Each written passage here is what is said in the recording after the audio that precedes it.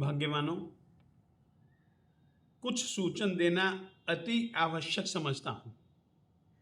पहले एक छोटी सी कहानी कहना चाहूंगा।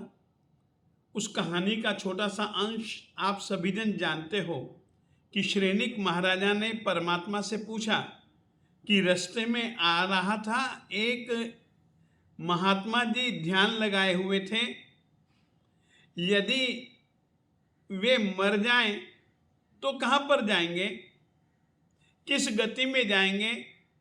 परमात्मा ने कहा, धीरे धीरे धीरे धीरे पूछते गए और परमात्मा ने कहा आखिर में कि वो 7वीं नरक में जाएगा।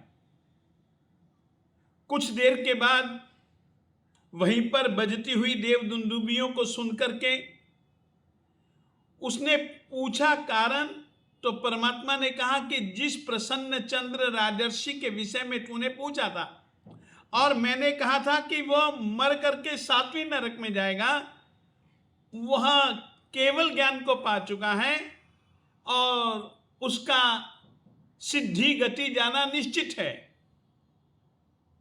कारण जानना चाहा तो परमात्मा ने कहा जिस समय वह मैंने कहा था कि वो नरक गति में जाएगा, 7वीं नरक में जाएगा, उस समय वह बाहर से तो नहीं मगर मन ही मन हिंसा हिंसा हिंसा कर रहा था और हिंसा करते करते उसे एक छोटा सा निमित्त मिल गया। उस निमित्त के बाद उसकी विचारधारा बदल गई और उसने पश्चाताप किया।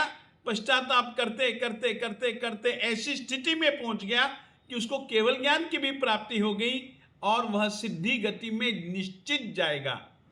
मन के अंदर आप भी दूसरों के युद्धों को देख करके सुन करके कहीं पर अपने मन में युद्ध को पैदा न होने दें, युद्ध का थोड़ा सा भी विचार न करें, अन्यथा अपन भी युद्ध न करते हुए न जाने कैसे कैसे भयंकर कर्म बांध लेंगे।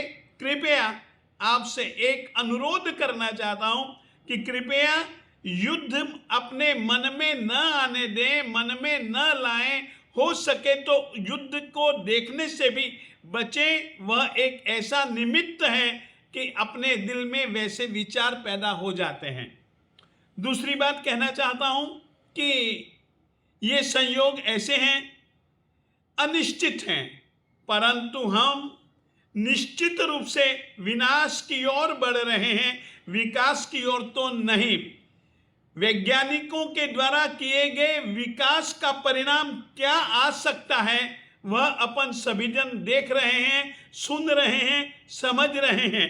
ऐसे समय पर आप लोगों से कहना चाहता हूं, हर एक जीव मात्र के लिए एक तो शिवमस्तु सर्व जगतः परहित निरता भवन्तु भूत गणः दोषः प्रयान्तु नाशम सर्वत्र सुखी भवतु लोकः। इस श्लोक को दिन में कई बार बार बार आप लोग बोलते रहें और इसके अर्थ का चिंतन भी करते रहें। शिवमस्तु सर्व जगतः, जगत के सभी जीवों का कल्याण हो, सभी जीव स्व और पर के हित कार्य में हमेशा तत्पर रहें।